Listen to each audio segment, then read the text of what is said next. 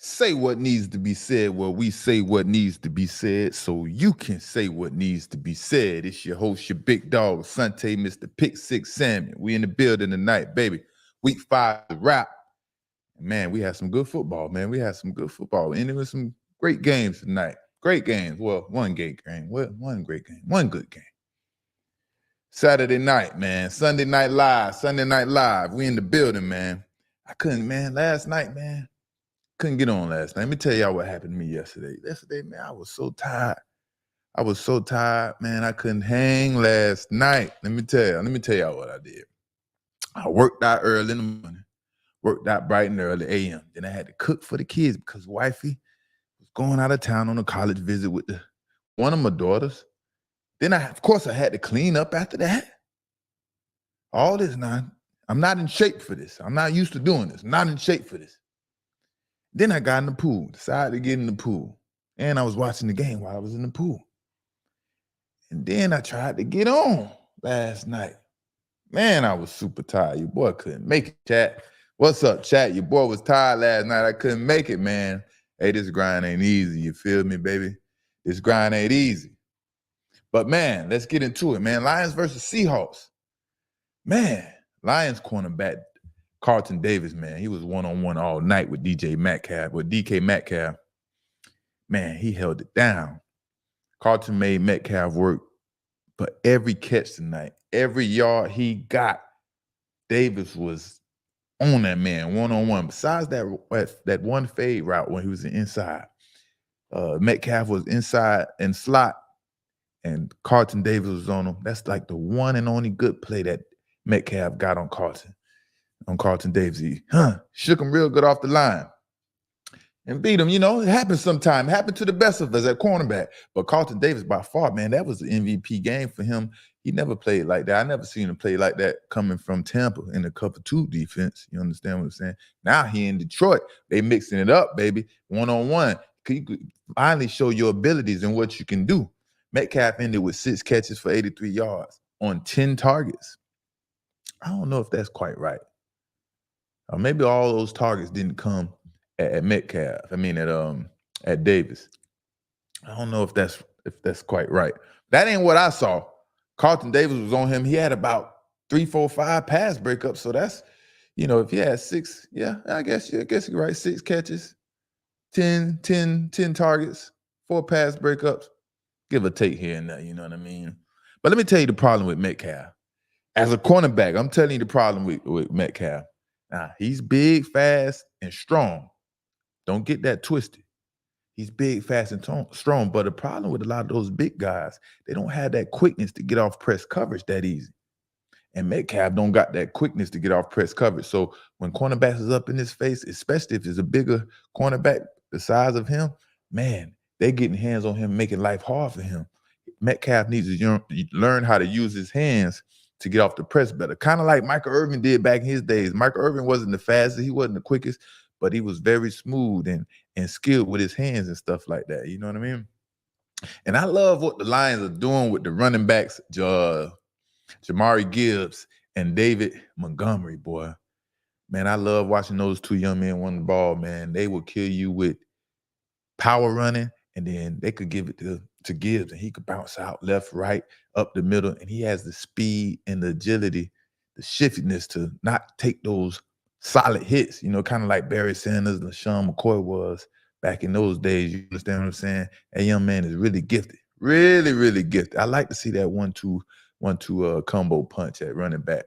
That is a really good sight to see. Man, did y'all see that throwback pass to Jared Goff? Jeez, on that touchdown. Jared Goff looked like a 60-year-old man, a 60-year-old Tom Brady to be exact, running for that ball, boy. It was funny, boy. It's funny to see those non-athletic quarterbacks have to be athletic at times. You know what I mean? Football, baby. It's entertainment. What's happening, chat? What they do? Lockjaw Jones, what they do, my G? Yes, sir. Furious T. Yeah, man, we in the building, man. Week 5 is a wrap. Yeah, that slot fade was pretty smooth, man. Who ran that route? Can't remember who ran that route. Oh, that was DJ Metcalf. Yeah, DJ ran that route. And I don't know what happened. Like I said, sometimes you understand the X receivers, they line up on the ball. And then when you're in slot, you get to get off the ball like 1 or 2 yards. And I think that gave Metcalf the space he needed on Carlton Davis to be able to shake him. Because boom, he did the shaking. I seen Carlton jump to the side a little bit. Then I went for a touchdown. Yeah, I went for a touchdown. Geno Smith, man. Geno Smith played pretty good tonight. He played really good, to be exact, right? He threw close to 400 yards, 395 yards to be exact, and 1 touchdown. Only 1 touchdown. We need more touchdowns. We need more touchdowns, right? We need more touchdowns. And these are real stats. These aren't the stats when you're at the end of the game and you're losing by so much and defense is basically letting things become wide open. You understand? He was earning and proving that he belongs where he's at, a starting quarterback in National Football League. But the refs made some questionable calls with that offensive pass interference after the Seahawks just had converted on 4th and short. That really put a freaking, excuse my language. That put a damper in the goddamn Seahawks playing, man. And not only that, where they aren't able to convert and move on and continue that series, the Lions scored on the next series when they got the ball after that freaking offensive pass interference call, and that led to a score for the Lions. That screwed up the game for the Seahawks. They gave them, that was their best chance to win right there. They had just stopped the Lions, and the Lions wasn't punting them. That was their 3rd time punting. And it was a 4th and 1. You know what I mean? And gave Seahawks the ball. And they finally converted on 4th and 1. Then the refs coming in and just screw the whole game up, man. That was very impactful for the game for the Lions and the Seahawks. But ultimately, the Lions got that game. Seahawks fought hard, though. The refs took this one, man. Good game, though. Good game. Shout out to Carlton Davis, man. Cornerback man. That boy holding down. Coming from Tampa too. Now he man to man. Put me on the best receiver, baby. I'm going to lock it down. I'm going to hold it down. You love to see that. Dolphins, man. What are the Dolphins going to do, man? Dolphins versus Titans, man. In this game, man, not too much offensive play, right? Not too much great quarterback play. What does it come down to? Who can tackle the best? Which team will tackle? Which team are going to sacrifice every down, every play to make these tackles? Because there ain't going to be much passing going on because 2 teams that aren't that great in passing. And if you only get a quarterback with just a week left to prepare for a game, ain't nothing going to happen but short, quick passes, screens, and a lot of runs. So and that's the chance you're giving your playmakers to go out and be able to make plays. And then when that happens, you got to be able to tackle. You have to be able to tackle on both sides of the ball, right? And then when you throwing these short, quick screens and RPOs, you're expecting your $100 million playmakers to make a big play. You know what I mean? But it just looked awful out there. It just looks like the whole organization put it all on Tua, no matter if he get injured or whatever. We're not prepared for none of that. You have to lead us. And that's what it's looking like. But this is a testament to Tua, man, how he executes this offense and make it look so easy. And we say yes because he has the fastest receivers and blah, blah, this and blah, blah, that. But when you have a backup quarterback in the game and those same starting receivers and you're not making the plays that Tua makes, it kind of looks different. Now, don't get it twisted. There were some drop passes that the receivers have to make that help build the confidence of Tyler Huntley. Tyler Huntley, he did what he could do in a week's time. You know what I mean? He threw some good balls in there. But like I said, the receivers have to give him a chance to catch the ball. Catch that ball, let him build that confidence, and he'll get more confidence in himself. And that didn't happen. So it's just like we're waiting on Tua. We can't do anything without Tua. We used to Tua ball, the way he throws it, the way he guides us. We're just all out of whack right now. You know what I mean? And Jalen Ramsey, man, this is Jalen Ramsey type of game, man. He showed up big in that run game. He's big and physical, and yeah, he loves to play that run. And one thing about Ramsey, he can play that run better than anybody in the league that I've seen. So that's the Dolphins, man. The Dolphins they're simply waiting on Tua, and ain't no hope until Tua comes. Maybe Tyler Huntley can get another week or so under his belt and perform a little better, open up the playbook a little more. You understand what I'm saying? And Tennessee, man, Tennessee Titans. The Tennessee Titans. Woo! The Tennessee Titans, man, they are years behind. Tennessee Titans are years behind before they will be a competitive team again. You hear me? And they really don't have that much talent. They need to get more talent in the draft and things like that. But picking that quarterback was a bad decision. But offensive coordinator Nick Holtz, he was really impressive by being creative with the circumstances he was dealt at quarterback, with Levi getting hurt and things like that. You know what I mean? So it was very creative. He made it happen. He got the victory. That's all that matters, right? Who wins? Who gonna get the W? Now my Eagles, man. The Eagles versus Bucks. What is going on with the Philadelphia Eagles? Everything, man. Everything. A lot of chatter going on. You know, the camaraderie inside is not as good as it used to be. And Jalen Hurts, man, he just looked very average against the Buccaneers. He looks very average.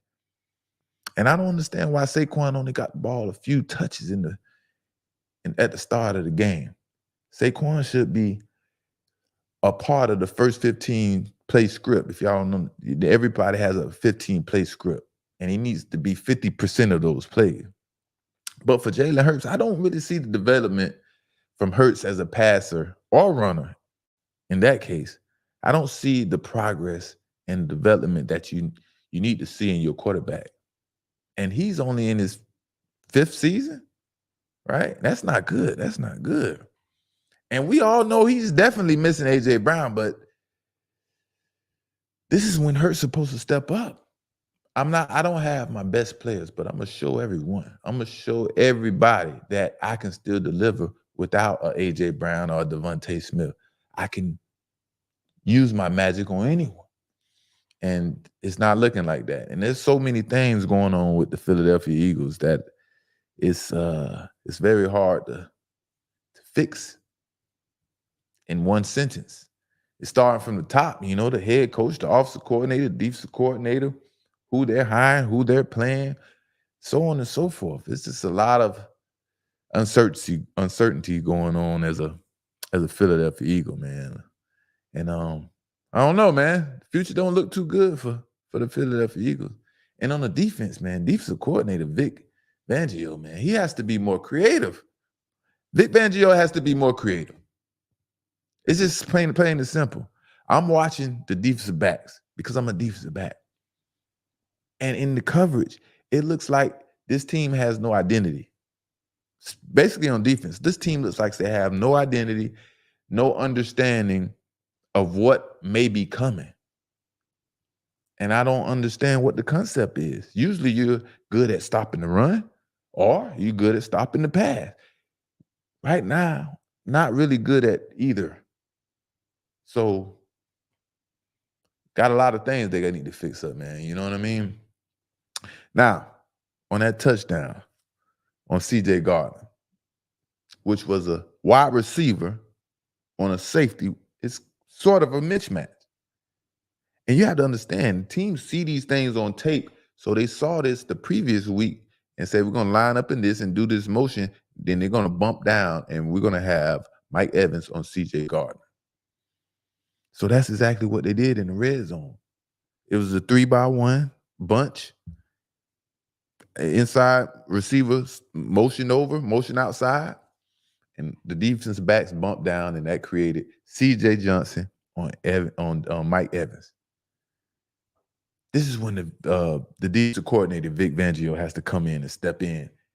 And he has to change that coverage and see that this will create a mismatch. And there's things you can do as box, cover two, and so on and so forth. But I didn't see that. And that's very concerning watching the game as a defensive back when I know what should be happening, what we done and what we did in the past to stop all these things and not put vulnerable people in vulnerable situations. That's what that comes down to. And then you got Baker Mayfield, man. Baker Mayfield, wow, you gotta love Baker Mayfield. And his confidence is rolling. If y'all don't remember who Baker Mayfield from Texas A&M, that's where he went, right? No, Oklahoma. I'm sorry, Oklahoma. Man, Baker Mayfield, turn up. When that confidence is rolling, Baker Mayfield, man, he gonna show who he really is, that real character. Don't forget about that personality, boy. It's only a matter of time before he explodes, especially when he's playing good. And I don't mean this in a bad way. This is not, no shots at Baker Mayfield. When your confidence is rolling, yeah, he was on scout team just a couple of years ago. So to be a starting quarterback and having the success he's having at this time, yeah. But here's the problem. Here comes Baker Mayfield problem. He can't just have success and not act out about it. He claims he's a victim of Tom Brady when Tom Brady was with the Buccaneers. He basically said Tom Brady made it a stressful environment when Brady was there.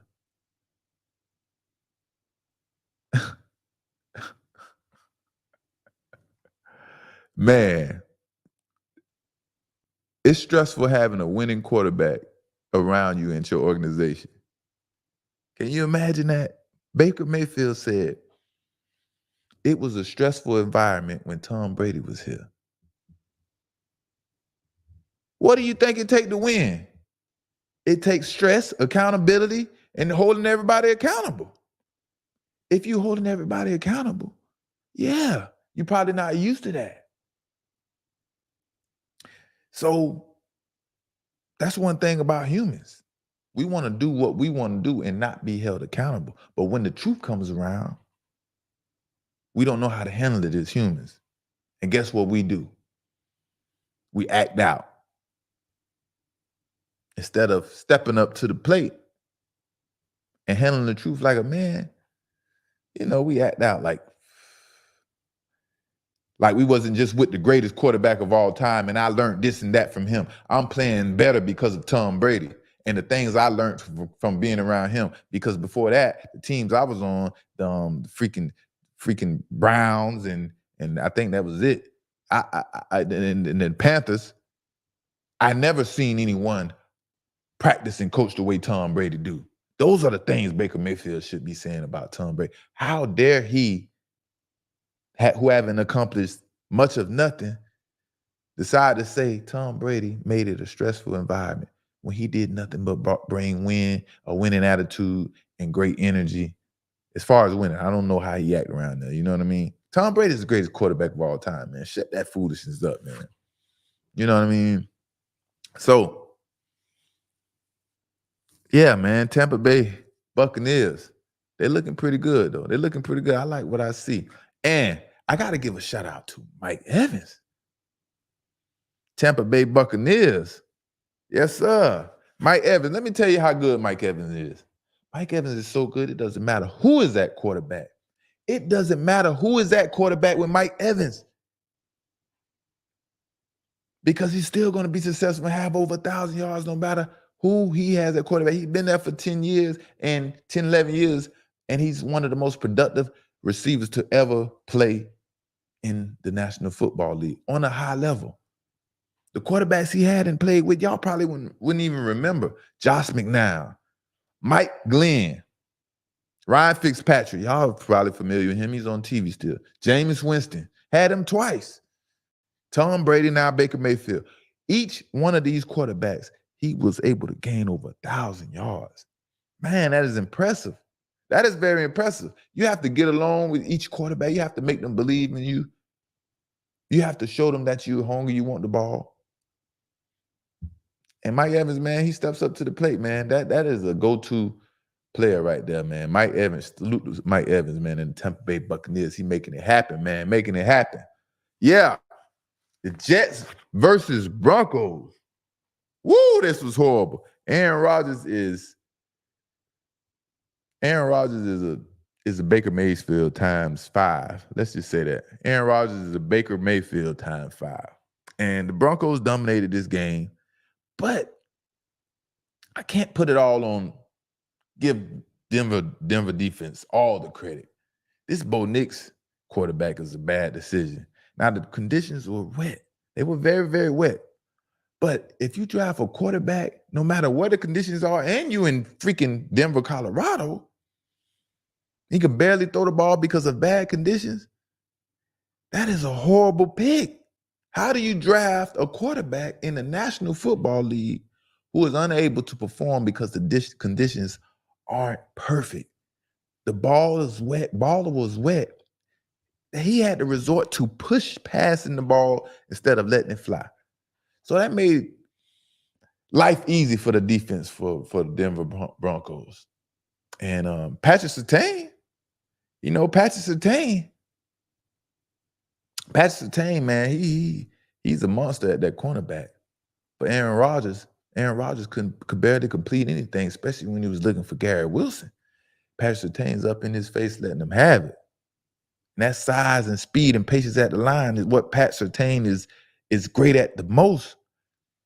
It will make life difficult for any receiver. I don't care who you are. He's fast, he's big, and he's strong. And don't throw it up and thinking he don't have the ball skills to bring the ball down. He's going to go get the ball. But the fact that Bo Nix beat Aaron Rodgers, man, caused a lot of concern for me.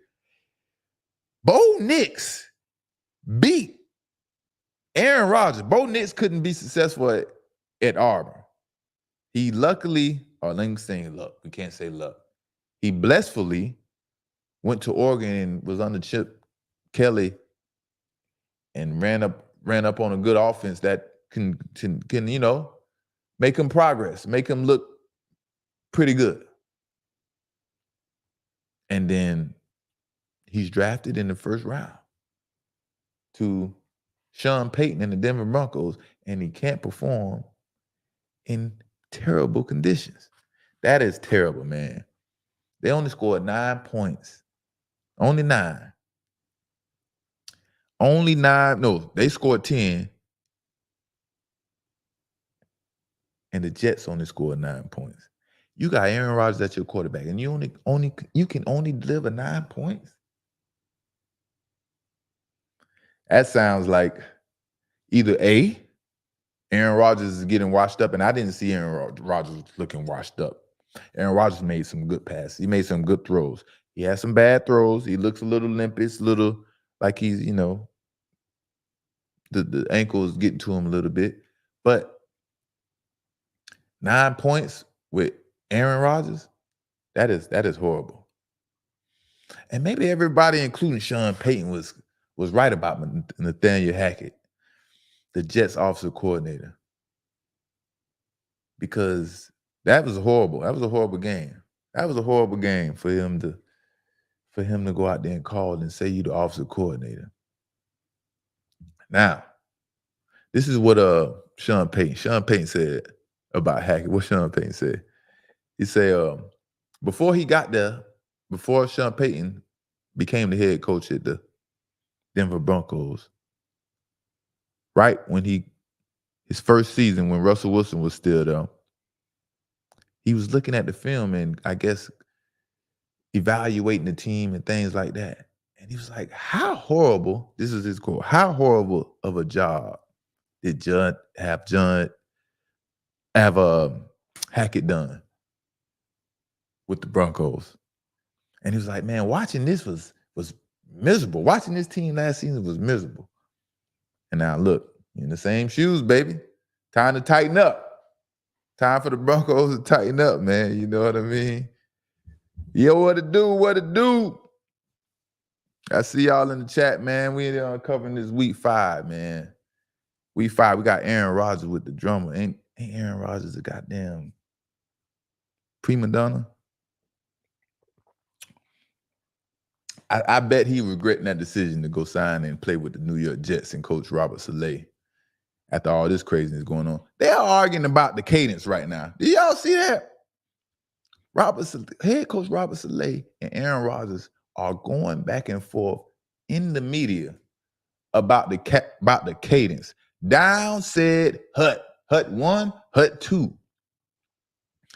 Now, if this doesn't sound like some childish pettiness, power struggle between two men that want the power, but this is what happens when you lose and the expectations are high. The finger pointing, everybody start talking, looking crazy, and trying to figure a way out. And then 10 penalties as the head coach, that got to be on the head coach. Whatever the cadence situation may be, you jumping off sides because you want to change the snap count from Hut 1 to Hut 2, and the team isn't ready. If that is what we're talking about and the problem for the Jets, man, the Jets might as well just crash out right now, man. It's over for the Jets. Aaron Rodgers ain't coming back mentally to lead this team and make them feel like they are, they have him as the Superman. That ain't what Aaron Rodgers does. So good luck to the Jets, man. Maybe he'll get some fire up on them. It's different ways you got to motivate these veterans. Being in the NFL so long, the older we get, the more stuck in our ways we get. Ain't no difference for these NFL players. The older they get, the more money we get, the more stuck in our ways we get. And nobody can tell us nothing. Now the Bills and Josh Allen, man. Listen, we got to talk about this, man. This is Josh Allen. Listen, Josh Allen is a generational talent. I don't think nobody can really argue that Josh Allen is a generational talent, right? Now, if the Buffalo Bills can't help Josh Allen deliver a Super Bowl victory this season, enough is enough. That Buffalo Bills head coach Sean McDermott had enough chances with Josh Allen, a generational talent. If they can't help Josh Allen deliver a Super Bowl victory with the Buffalo Bills, Josh Allen needs to find another organization that will definitely help him propel his career forward and make those things come true. Generational talent should not be wasted in the National Football League.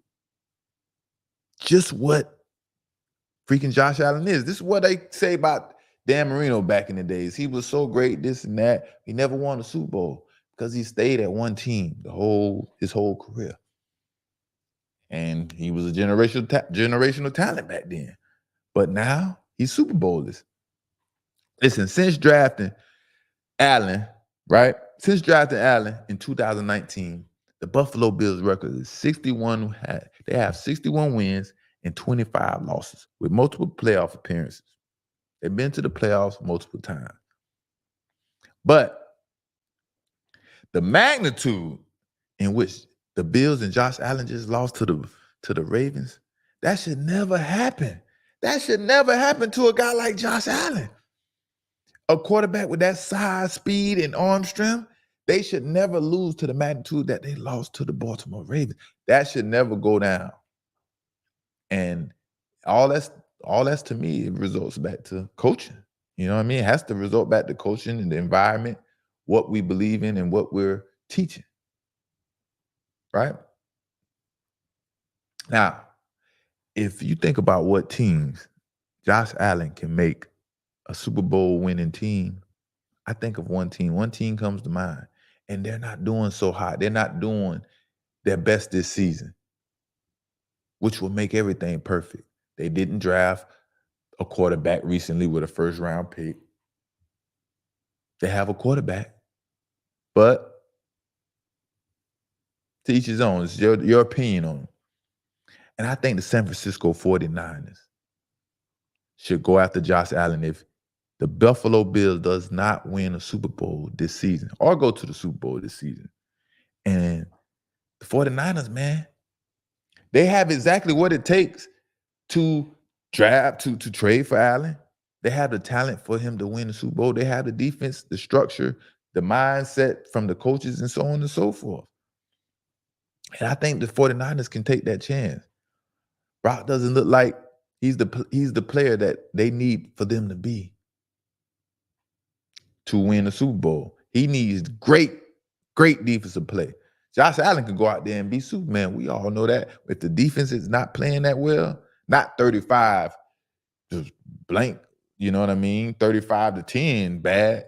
Derrick Henry having one of his best games of his career, 199 yards, not that bad, And that brings me another one. Derrick Henry, man, he surprised me. And I have to retract when I talk about players because I got to remember everything. When I said Derrick Henry looks like he need to retire and all that stuff, and I think I retracted before, but he surprised me, man. I didn't think Derrick Henry still had it in him to run like he did. He looked like when you see a running back, not a wide receiver, when you see a running back, we're going to talk about his size. Running, pulling away from defensive backs, cornerbacks, safeties, so on and so forth. Man, listen, that is speed out there. That is speed. And for me, that tells me that these preseason games are more important than we think. With only 2 preseason games, a lot of players' legs don't come up under them until now. Now we're starting to see game 3, game 4, right? And it would take some players, like you said, 4 games, 5 games to start to feeling back to their old self on the football field. Just like Henry showing, you know what I mean? I bet nobody would have thought that Henry would run the way he did. Now, I still see him timid at times, and he should just be running and stuff like that. But if Henry continues to play with that same sense of urgency, the Ravens will be hard to beat. That 1-2 punch with Lamar Jackson, man, if he could play off Henry's energy from what Henry is creating in the game, wearing defenses out, man, they create a system to straight wear down defense, right, with their physical play. Because Derrick Henry is a monster to tackle. Just tackling him wears your body down. And then Jackson, man, with Lamar Jackson, the hometown hero, you know what I mean? His run pass skills, that is a 1-2 combination that will be very lethal in the National Football. And then that defense, man, that defense looks so good. That defense looks so good. I got to give a shout out to All-Pro, man. That All-Pro safety, number 14, Kyle Hamilton, man. He reminds me of a few safeties I played with, Rodney Harrison and Brian Dawkins. The way he covered the lanes and run downhill, he's so physical, fast, and he wants that contact. And the ball skills is, the ball skills is the ball skills. He does his thing at safety. The Dolphins look like a complete team. They're not delivering when it comes that time of the season. Who can play best? January and February. And man, with Derrick Henry running like this, if he could keep this up, because teams going to wear down. They're going to wear down as the season go on. People get hurt. You have nicks and bruises that mentally take you away. You understand? So, yeah, man. Would you say Mahomes? Mahomes going 3-peat. Man, I don't know, man. We're going to talk about Mahomes right now, man. The Chargers let this game slip away. Chargers let your Chiefs get this one, man. They let it slip away, man. They were leading by halftime. And Justin Herbert was playing really good. I was really impressed with Justin Herbert. He doesn't have the weapons that other teams have in the National Football League at wide receiver. He has the bigger, not so sudden. They have speed, but it takes a while for his receivers to get downfield. He has the receivers like DK Metcalf. It's hard for them to get off the jam, which makes life harder for Justin Herbert, right? Now, they didn't score a single point in the second half, I don't think, right? Yeah, they didn't score a single point. And that's not a good sign. Justin Herbert, he was hurt and stuff like that. But for John Harbaugh, man, the first-year head coach, he has this team playing with a lot of energy. They are playing with energy. They're playing discipline. They're playing great, balanced football, run, pass, great defense. Just exactly how the NFL should be. Everybody want to come change the NFL around now, make it a passing league, this and that. You have to get back to running and being physical. That's the only way to open up the pass. That's what John Harbaugh is doing. He's been expressing that since he got there. I'm going to build this team from the front on the offensive line and defensive line. And they block good, and they stop the run very well, right? Like I say, man, if they get Justin Herbert the talent he needs at receiver, some more faster shifter receivers instead of those, big, faster, not so sudden receivers, man, Justin Herbert should be able to do some good things. Those receivers don't create as much separation as the ones I'm talking about. That's where this team lacks, the separation at wide receiver, right? They could get that fixed. They're going to be hard to stop. They're going to be hard to stop because Justin Herbert, unlike Jalen Hurts, he continues to develop and get better and better. And they have the right coaching staff around to aid that for Justin Herbert. The Chiefs, man, the Chiefs continue to win, but they're not going to three-peat, bro. The Chiefs ain't three-peating. And that's what it's about, winning. It's not in the same fashion that they used to winning. And it's not pretty, but the difference is Andy Reid is used to throwing the ball and relying on throwing the ball. Now they're more balanced with a lot more running. And yeah, Patrick Mahomes he's making some uncharacteristic throws this year that he's not used to making, which is causing the team to have to fight harder. Like that one interception, it was a corner route, threw it over the receiver's head and it went right to, who was that, number 7? Or the Chargers went right to him. You know, that's what's happening with Patrick Mahomes. I don't know if I don't know if he hit the wall. Sometimes you can hit the wall and it's like, that's the best I can do.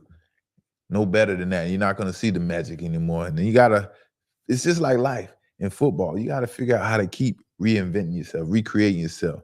What can I do better this game or this year that I didn't do before, and figure out little ways to get better and things like that. So, yeah, man, ain't no 3P coming for the Kansas City Chiefs. I don't see it happening, man. Patrick Mahomes, they're going to get to the playoffs, of course, and play like they play, but they're going to get upset by somebody.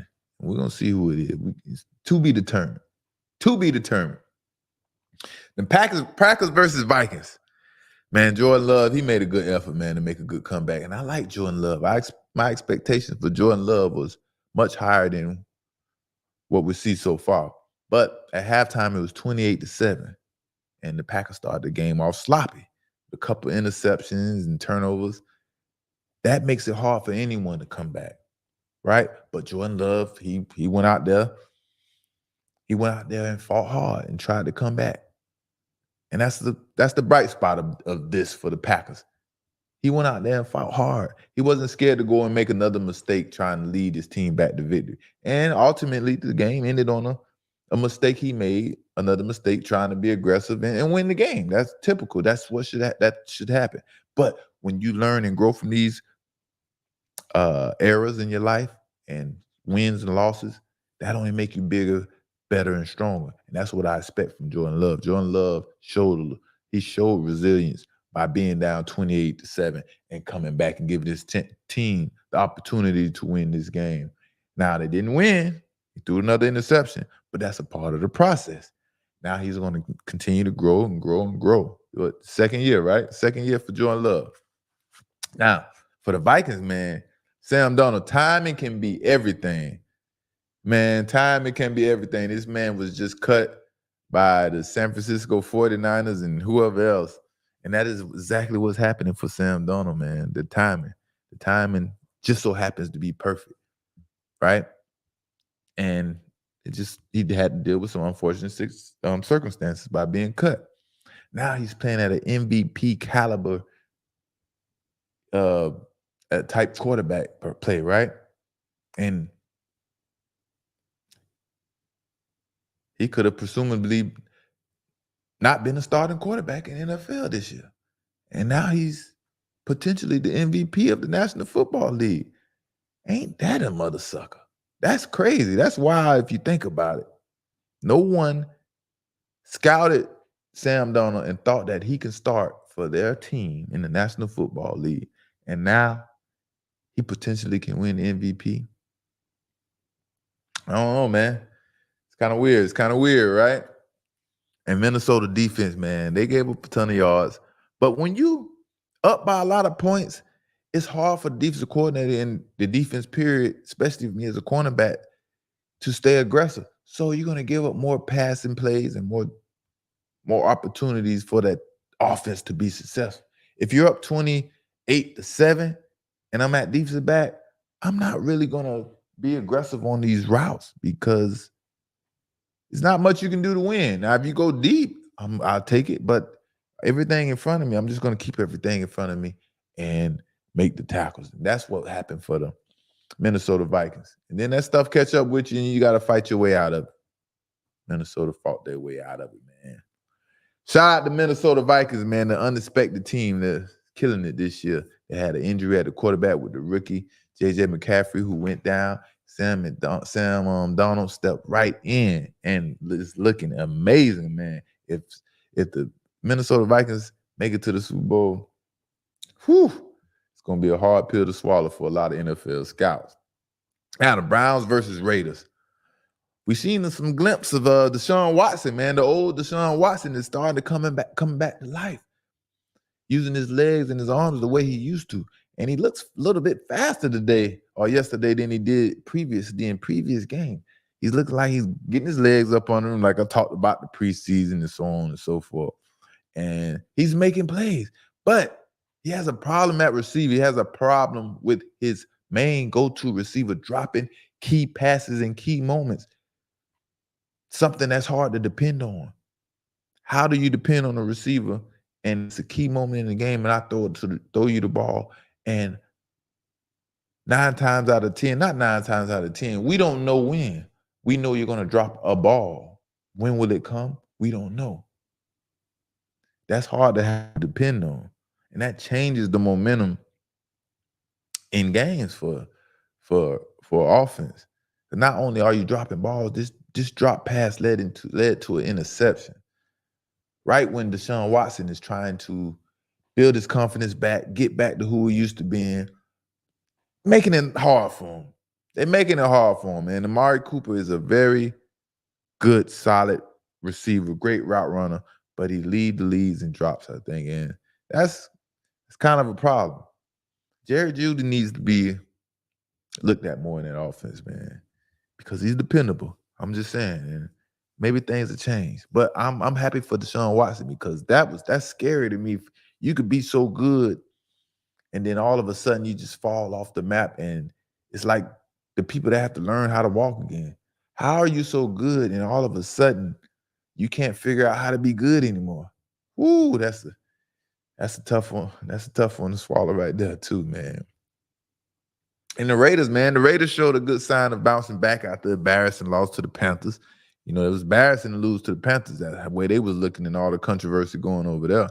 Now, if you lose 2 in a row after a crazy loss to the Panthers, mentally, the players can shut down and start to feel like the team isn't a good team. And we don't believe, we're not buying in no more. And we start to do our own thing. So sometimes you got to understand these wins aren't just wins. They're important for the dynamic of the team and the mental state for everyone, right? And they won without Devontae Adams. That gives the Raiders more confidence offensively moving forward. You think this player does so much for us offensively and we go out here and see that we can do it without you? Now, this is when we start to build confidence. They ain't going nowhere. The Raiders ain't going nowhere, but they got confidence, right? Got a new head coach, and they're running high. And when players become vets, like I said, in the NFL, we still believe we are always in our prime, no matter what year it is for us. You see T.O., he's 50 years old, think he could still go out here and give 20, 30 snaps or whatever. He think he'd be the number 1 receiver. And that's never the case. We're not always in our prime. About 6, 7, 8, we start, inching down. And when Adams is out, that gives opportunity for someone else to step in. And that gave opportunity and is giving the opportunity for Jacoby Myers to be the number 1 receiver, go-to receiver. This is Jacoby Myers, came from the New England Patriots. Man, he's very great talent. He's a very great talent. And now he can showcase because this other NFL vet that feels so entitled may not be here anymore. And it looks like Devontae Adams has ran himself out of Oakland as the head coach, Antonio Pierce, liked the tweet stating that this may be Adams' last season as Raider. I don't know how much people think they can keep complaining before someone takes action. Now, you've been complaining since last year, talking about you want to go be with Aaron Rodgers and things like that. And sometimes you got to Understand the grass ain't green on the other side. But human nature tells us we don't know how to always be appreciative. We have to fight and feel entitled and, things like that. Things get to our head left and right. We don't know how to deal with it. And Adams, you got a head coach liking a tweet. We're in a different era, man. Head coaches liking tweets, telling you ain't gonna be on the team no more. That's some crazy work right there. You know what I mean? But yeah, man. Josh Allen, y'all let me know in the chat. What should the Buffalo Bills do with Josh Allen?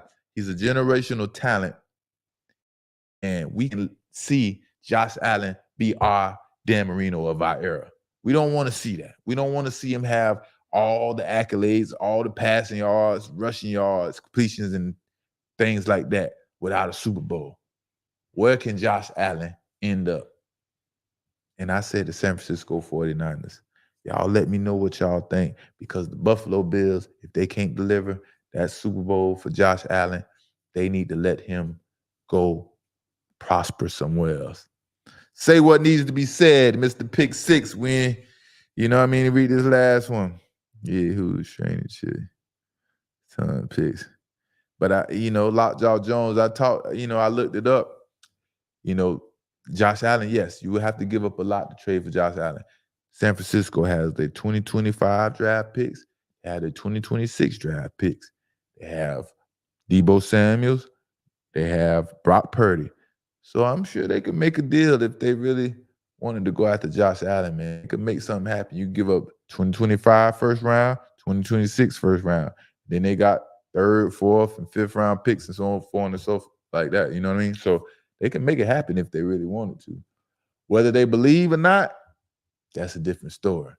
Making a play for a vet that's stuck in his ways, like I said, that's always a chance you take when you decide to make those plays, i.e. Aaron Rodgers. Took a chance for that guy, gave up draft picks, gave him a lot of money, and he's talking about the cadence with the head coach in the media. But hey, it is what it is, man. It's Mr. Pick Six. Say what needs to be said. I'll see y'all, man, next time. We out, baby. Oh, we're going to have some special guests coming on. Special guests probably Wednesday. I'm hoping to see him Wednesday, man. He balled out tonight, man. I can't tell you who he going to be, but you'll see, man. I'll let y'all know, man. So salute. We out, baby.